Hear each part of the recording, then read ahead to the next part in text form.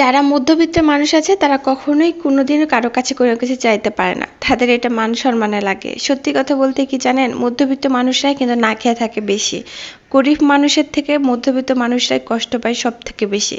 কারণ গরিব যারা, তারা একে অপরের কাছে হচ্ছে যে চাইতে পারে যে আমার কিছু লাগবে বা আমার বাড়িতে চাল ডাল নাই, কিন্তু মধ্যবিত্ত মানুষগুলো তারা কিন্তু কখনোই কারো কাছে চাইতে পারে না। বাচ্চা কাচ্চা নিয়ে, সংসার নিয়ে, সব কিছু নিয়ে হিমশিম করলেও একবেলা যদি না খেয়েও থাকে, কখনোই কিন্তু কারো কাছে যে বলতে পারবে না যে আমার বাড়িতে 1 কেজি চালও নাই।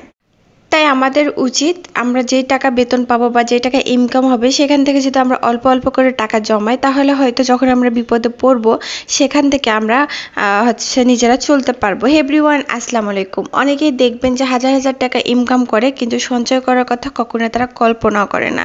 কারণ তারা মনে করেন যে বেতন তো পাইতেছি বা ইনকাম তো হচ্ছে, এভাবেই খেয়ে পড়ে আমাদের দিন চলে যাবে। কিন্তু বাস্তবতা খুব কঠিন গাইস, কারণ এটার মুখোমুখি আমিও হয়েছি। যদি আপনি মনে করেন যে না, আপনি যা বেতন পাচ্ছেন, যা ইনকাম করছেন সব খেয়ে উড়ে দিবেন, তাহলে আপনি ভুল করছেন। কারণ বিপদ মানুষের কখন আসবে বা কখন হবে এটা কিন্তু কেউ বলতে পারবে না। বা আপনার সামনে বিপদ আছে, কিন্তু আপনি সেটা যদি খেয়াল না করেন, আপনি আরও বড় বিপদে পড়বেন। আর টাকা হচ্ছে সব থেকে বড় হচ্ছে মানুষের জিনিস। টাকা না থাকলে আপনি কোথাও দাম পাবেন না, বাবার বাড়িতে না, শ্বশুর বাড়িতে না, সমাজে মানুষের কাছে না। বিশেষ করে ছেলে মানুষ, যাদের টাকা হাতে যদি না থাকে তারা কোথাও দাম পায় না। মেয়ে মানুষ তাও মনে করেন বাড়ি থেকে বের না হইলেও চলে, কিন্তু একটা ছেলে মানুষ যদি পকেটে 10 টাকা নোটও না থাকে, তাহলে পাশে মানুষের কাছে কোনো মূল্য থাকে না। এই জন্যই বলা হয় যে মেয়েরা যদি একটু চেষ্টা করে বা একটু ঘরে লক্ষ্মী হয়, তাহলে কিন্তু অল্প করে হইলেও টাকা জমানো সম্ভব। তো কিভাবে জমানো সম্ভব সেটা আজকে বলবো। তো সবার আগে প্রথমে বলি, আজকে আমি একটু মুরগি মাংস রান্না করব ঝাল ঝাল করে, সাথে হচ্ছে পাঙ্গাস মাছ রান্না করব, একটু হালকা ঝোল করে রান্না করব। আমার মেয়ে আবার একটু হচ্ছে পাঙ্গাস মাছ বেশি পছন্দ করে। বাচ্চাদের জন্য পাঙ্গাস মাছ খুবই ক্ষতিকর, তারপরও আমার মেয়েটা একটু পছন্দ করে, কারণ হচ্ছে এটাতে কোনো কাঁটা থাকে না। তো আমার মেয়ে অসুস্থ হওয়াতে আমি যখন ডাক্তারের কাছে নিয়ে গেছিলাম, ডাক্তার একেবারে না করে দিয়েছে পাঙ্গাস মাছ যেন বেশি খাওয়ানো না হয়। খাওয়াবেন কিন্তু আপনার কম পরিমাণের। হয় কি যে আমাদের বাসায় পাঙ্গাস মাছটা আসলে বেশি হয়, যে সত্যি কথা। তো এর জন্য আজকে হচ্ছে পাঙ্গাস মাছ রান্না করব। আমি আমার মেয়েকে একবেলায় একটা করে মাছ দিই, মানে থাকলেও দিই না। আর অন্য মাছ রান্না করলে তখন 2-3 বেলায় মাছ দেওয়া হয়। তো গাইস, যেটা বলছিলাম আর কি, যদি আপনারা বেতন যদি আপনাদের 20,000 টাকাও হয়, তাহলে চেষ্টা করবেন 5,000 টাকা হইলেও মাসে রাখার জন্য। কারণ কি জানেন, এই 5,000 টাকায় কিন্তু আপনার 1 বছর পর প্রায় হচ্ছে 60,000 টাকার মতন কাছাকাছি হবে। তো এভাবে করে অল্প অল্প করে কিন্তু আপনার টাকা জমাতে হবে। যার যত ইনকাম তার তত বেশি রাখতে পারবেন। যার 25,000, তার 30,000, এভাবে করে। তবে চেষ্টা করবেন যে নিজেদের চাহিদা পূরণ করে, পোশাক আশাক, বাচ্চাদের পড়াশোনা, হাত খরচ সব কিছু মিলিয়ে যদি আপনাদের যতটুকু সামর্থ্য থাকবে সেই অনুপাতে আপনারা টাকা রাখবেন। দিন শেষে যখন দেখবেন যে একটা অসুখ বা কোনো প্রবলেমে বা বাচ্চার কোনো অসুখ বিসুখে পড়বেন, আপনি আত্মীয় স্বজনের কাছে টাকা চাইলেও কিন্তু তারা টাকা হয়তো দিবে, কিন্তু মুখের কাছে অনেক কথা বলে টাকা দিবে। এটার হচ্ছে প্রমাণ। আপনাদের ভাইয়ের যখন চাকরি ছিল না, সাপোজ আমাদের 1 মাসের মতন চাকরি ছিল না, আগে হয়েছে কি যে আমরা বিয়ে করার পর যা ইনকাম করছি তা খেয়ে মানে খাইতাম, ঘুরতাম, ওরকমভাবে জমানোর কোনো হচ্ছে সিস্টেম করিনি। তো যখন আপনাদের ভাইয়ের চাকরি চলে গেল, আমার মেয়ের বয়স তখন 8 মাসের মতন, 8 মাস বা 6 মাস এরকম হবে। তো তারপর চাকরি 1 মাসটা আমরা যে কিভাবে চলে এসেছি গাইজ, পাশে আমরা কাউকে পাইনি, নিজের বাপের বাড়ির লোকও তো পাইনি, শ্বশুর বাড়ির লোকেও ফোন দিল, মানে তারা যে তাদের ছেলে যে চাকরি নেয় জানার পর তারা ফোনই অফ করে রেখে দিয়েছিল। তো এই জন্যই বলবো যে বিপদে পড়লে আপনারা পৃথিবীর কাউকে আপন মানে কাউকেই পাবেন না।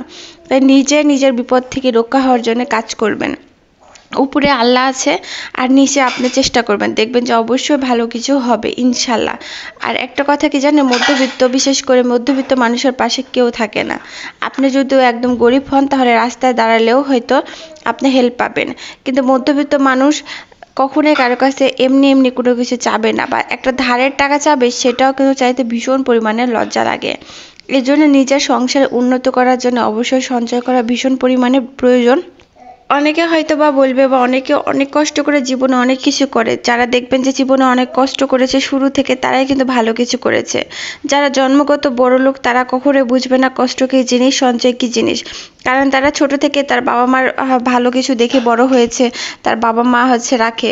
কখনো দেখেছেন যে বড় লোকের ছেলে মেয়ে ভালো কিছু করে? খুব কমই আছে, হয়তো বা অনেকে খারাপভাবে নেবেন কমেন্টটা। তো না গাইস, অনেক খুবই কম আছে যে বড় লোকের ছেলেরা ভালো কিছুই করেছে। বড়লোকের ছেলেরা খুব বেশিরভাগ বখাটেই হয়। তারা টাকা পয়সা উড়াবে, তারা নাচাগানা করে বেশি, পড়াশোনা খুব একটা করতে চায় না। কিন্তু দেখবেন যে একটা রিক্সাওয়ালা পরিবারে কিন্তু একটা মেয়েও কিন্তু ডাক্তার হয় হয়তো। তো তারা কষ্ট আর কি স্ট্রাগল করে বড় হয়, যা একজন বড়লোক ছেলে মেয়ের মধ্যে এটা আসলে অসম্ভব। তো আমার বাপের কিন্তু আলহামদুলিল্লাহ মোটামুটি অনেক কিছু। তো আমি কখনোই কষ্ট সহ্য করিনি, কিন্তু বিয়ে হওয়ার পর থেকে অনেক পরিমাণে কষ্ট সহ্য করেছি। হাজব্যান্ডের যেহেতু ইনকাম কম ছিল, শুরুতে অনেক ইনকাম কম ছিল এটা বলবো না, আলহামদুলিল্লাহ ইনকাম যা ছিল আমরা দুজন মানুষ হিসেবে তখন যথেষ্ট ছিল।